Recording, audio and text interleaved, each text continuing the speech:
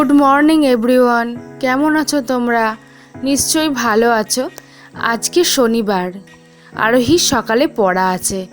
তো যে শনিবারের দিন পড়া থাকে সকালবেলা খুবই বিরক্ত করে, আর স্কুল যাওয়ার সময় তো করেই। সকালবেলার মর্নিং স্কুল এখন হয়েছে, 7টা থেকে স্কুল, 6:10 বাড়ির থেকে বেরোতে হয়।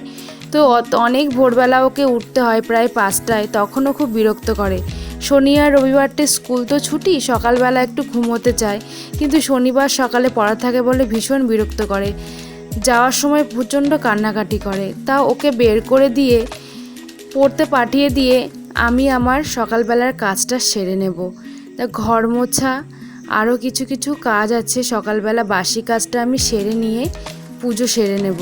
তারপরে ও আস্তে আস্তে তো আমার অনেকটাই কাজ হয়ে যায়। ও আসলে পরে আমি ওকে খাওয়াই দিই, আর ওর বাবা আসলে পরে অনেকটাই সময় লাগে যে ওকে একটু চা করে দেওয়া, মুড়ি দেওয়া, অনেক ঝামেলা আছে।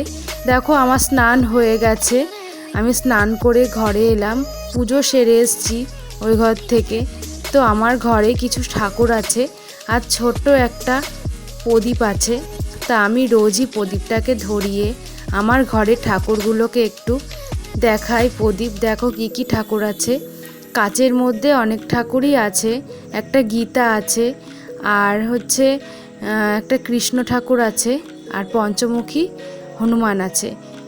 এনাদেরকে আমি সবাইকেই রোজই সকাল সন্ধ্যা আমি একটু প্রদীপটা দেখাই। নিজের ঘর তো একটু প্রদীপ না দেখালে ভালো লাগে না।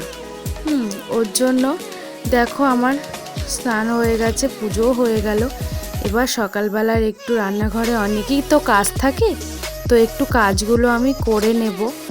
তারপরে আরোহী চলে এসছে, দেখো পড়তে থেকে চলে এসছে, ওর বাবা নিয়ে আসলো, ওকে একটু খাওয়াবো, আমরা একটু চা খেয়ে নেব। সকালবেলা ঘুম থেকে উঠে স্নান টান করে পুজো করে একটু চা খায়। অন্যদিন আরোহীর বাবাকে পায় না, আজকে বাড়ি আছে বলে একসাথে দুজনে খেলাম, আরোহীকেও খাইয়ে দিলাম। আমার ভিডিওটা যদি ভালো লেগে থাকে লাইক কমেন্ট শেয়ার করো, চ্যানেলের পাশে থেকো। অনেক অনেক ধন্যবাদ। তোমরা আমাকে সাপোর্ট না করলে আমি নেক্সট ভিডিও ভালো বা খারাপ দুটোই তোমরা কমেন্ট করবে।